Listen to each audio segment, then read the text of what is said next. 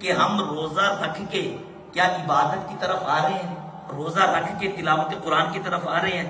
روزہ جب ہم افطار کرتے ہیں اس کے بعد کیا ہمارا دل کرتا ہے کہ اب ہم عبادت کریں، یا بالکل سستی چھا جاتی ہے، اتنا کھا لیتے ہیں کہ اب اٹھنے کو جی نہیں چاہتا، یا تراویح پڑھنے کو جی نہیں چاہتا، یا بڑی تھکن محسوس ہوتی ہے؟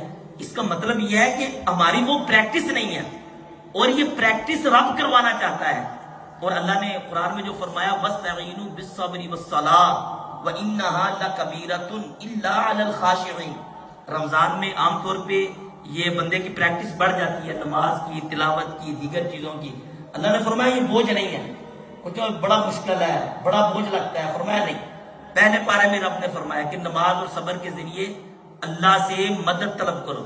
پھر فرمایا وَإِنَّهَا لَكَبِيرَةٌ، یہ نماز بڑی چیز ہے، یہ آسان نہیں ہے۔ اِنَّهَا لَكَبِيرَةٌ إِلَّا عَلَى الْخَاشِعِينَ، فرمایا یہ پڑھنے میں تمہیں مشقت ہوگی مگر ڈر والوں کا، جو خشیت رکھتے ہیں، جو ڈر جاتے ہیں، ان کے لیے مشقت نہیں ہے۔ اور خشیت والے کون ہیں؟ الذین یظنون انہم ملاقو ربہم وانہم الیہ راجعون، فرمایا وہ ہے جو یقین رکھتے ہیں کہ ان کی ملاقات رب سے ہوگی اور وہ اللہ کی طرف لوٹ کے جائیں گے۔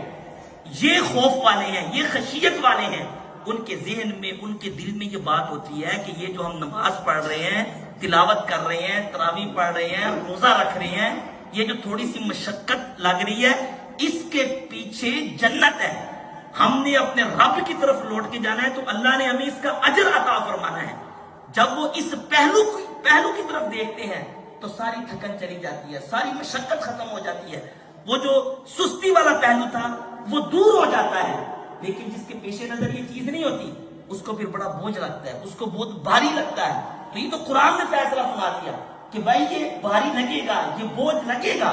اگر اس کو بھاری نہیں رکھنا، اس کو بوجھ نہیں رکھنا، تو قرآن فرماتے ہیں پھر اپنے آپ کو خشیت والا بناؤ، اپنے آپ کو خوف والا بناؤ۔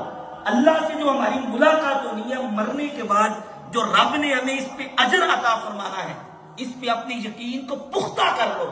فرمایا جب یہ یقین تمہارا پختہ ہو جائے گا، پھر 20 کیا اگر 60 تراویح بھی ہو تو یہ بھی تمہیں مشکل ہی لگے گی، یہ بھی تمہیں ہارڈ نہیں لگے گی، کیونکہ پھر بندہ سوچے گا کہ یار یہ چند دن ہے، چند دن کے بعد جب میری روح جدا ہونی ہے، میں نے اپنے رب کی بارگاہ میں جانا ہے، تو اللہ سے جو مجھے اجر ملنا ہے اس کے مقابلے میں یہ مشقت کوئی چیز نہیں ہے۔ یہ مشقت تو ختم ہو جائے گی، مشقت تو چلی جائے گی، لیکن وہ جو رب کی بارگاہ میں ثواب ہے، رب کی بارگاہ میں اجر ہے، وہ ہمیشہ رہے گا۔